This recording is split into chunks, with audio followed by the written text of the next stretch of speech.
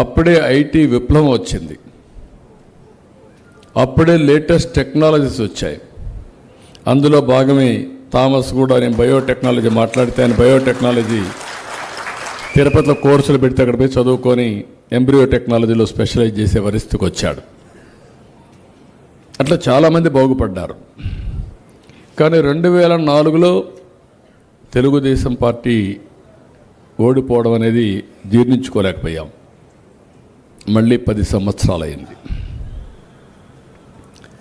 మళ్ళీ 2014లో మీరందరూ ఇది ఎందుకు చెప్తున్నారంటే, చరిత్ర ఒక్క నిమిషం ఆలోచించుకుంటే భవిష్యత్తుకి మనం ప్లాన్ చేసుకోవడం చాలా సులభం అవుతుంది.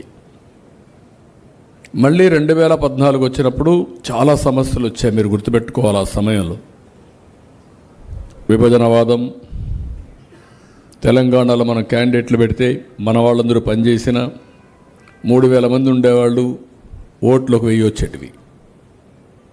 అంటే అక్కడ ఎన్ని చెప్పినా కూడా మనం క్లిక్ చేయలేకపోయాం.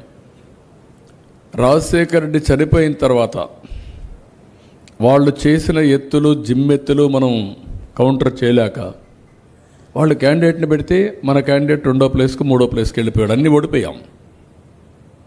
2014 ఇది పొలిటికల్ విశ్లేషణ మీకు అందరికీ. 2014లో ఏం జరిగింది? నేను ఆ రోజు 2 రాష్ట్రాల్లో తెలుగుదేశం పార్టీని కాపాడుకోవడం ఒక హిస్టారికల్ రెస్పాన్సిబిలిటీ. తెలుగు వారి కోసం పెట్టిన పార్టీ తెలుగుదేశం పార్టీ. ఆ రోజు హైదరాబాద్లో అభివృద్ధి చేశామంటే తెలుగు జాతి కోసం చేశాం. ఈరోజు తెలంగాణకు పోయింది. కానీ హయ్యెస్ట్ పర్ క్యాపిటా ఇన్కమ్ దేశంలో తెలంగాణకు వస్తూ ఉందంటే మనం వేసిన ఫౌండేషన్ ఇది. 95, 2004లో చేసిన పనుల వల్ల ఈరోజు తలసరి ఆదాయం, హయ్యెస్ట్ తలసరి ఆదాయం వస్తూ ఉంది. ఒక ఎకోసిస్టమ్ క్రియేట్ అయింది.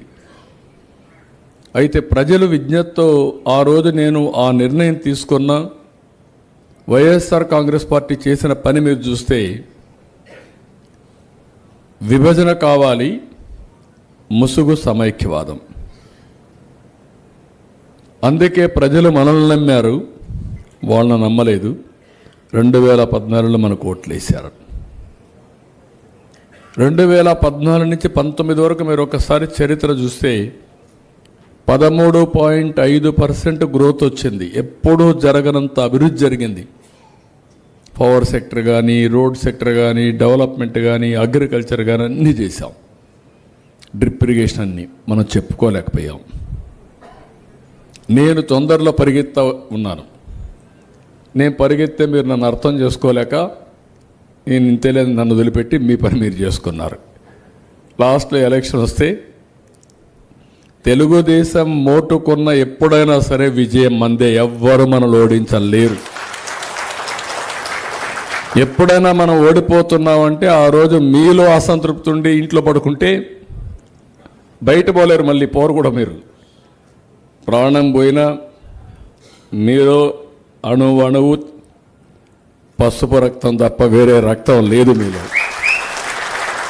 దాంట్లో సెకండ్ థాట్ లేదు.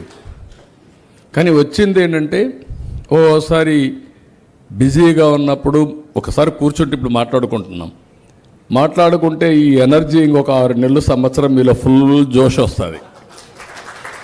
అది నేను మాట్లాడలేదు. 9 నెలలు అయింది. మా ఎమ్మెల్యే ఈ మాత్రం మీటింగ్ పెట్టుండడు అనుకుంటున్నా. పెట్టాడో లేదో నాకు తెలియదు. మా ఎంపీ రావాలంటే మా ఎమ్మెల్యే ఇద్దరు కలవాలి. మళ్ళీ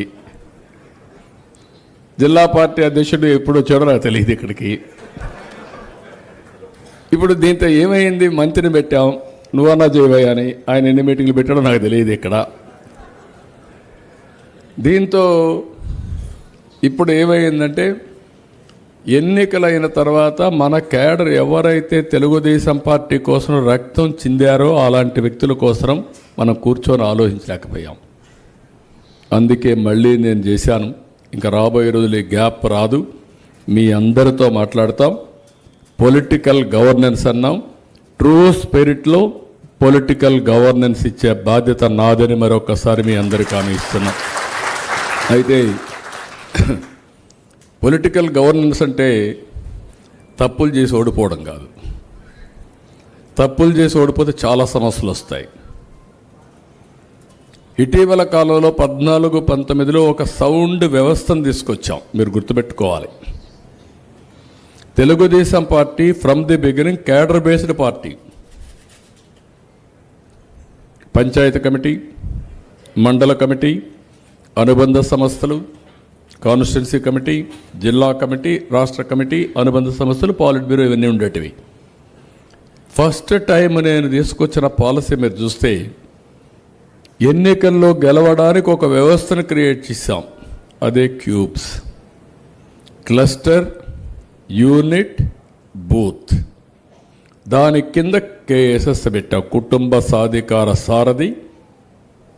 2 పేజీల ఓట్లు ఎవరైతే ఉన్నారో 30+30 60 మందికి ఒక వ్యక్తిని పెట్టాం. అందరూ కలిసి ఒక 7 లక్షల మంది సైన్యం అవుతారు మనకు. మొన్న ఒకసారి మెంబర్షిప్కు టెక్నాలజీ కూడా బాగా పెనిట్రేట్ చేయడానికి ముందుకు పోయాం.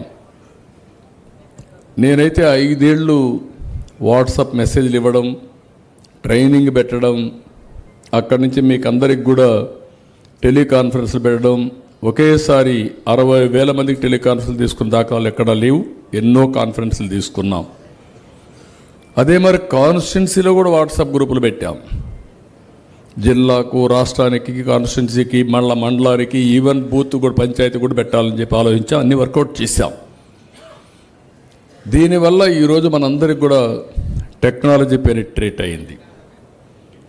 ఇప్పుడు దీన్ని సక్రమంగా ఉపయోగించుకోవడానికి మనం చూస్తే ఒక బెస్ట్ ఎగ్జాంపుల్.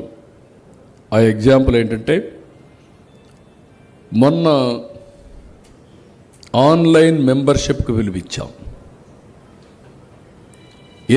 ఒకసారి అయితే నాకు పుస్తకాలు పంపిస్తే తిరిగి పుస్తకాలు వచ్చేటి కాదు.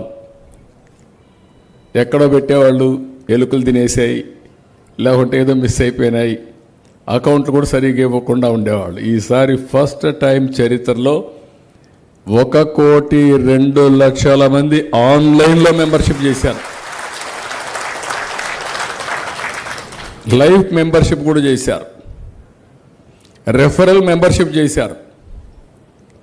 దీనివల్ల ఏంటి అడ్వాంటేజ్ అని మీరు ఆలోచిస్తే, నాకు ఎవరు చెప్పక్కర్లేదు. ఇంకా పార్టీలో ఏ వ్యక్తి ఏ విధంగా పనిచేస్తున్నాడో రియల్ టైం. ఇంతకుముందు నేను చెప్పేవాడు మీ అందరికీ, నా దగ్గర తిరగద్దండి, ప్రజలతో తిరగండి. ఈ ప్రదర్శనలు మానేయండి. పదవి మిమ్మల్ని ఎత్తుక్కుంటా రావాలి తప్ప మీరు పదవి కోసం ఆశించకూడదని చెప్పాను. ఇప్పుడు దానికి నేను శ్రీకారం చుడుతున్నాను.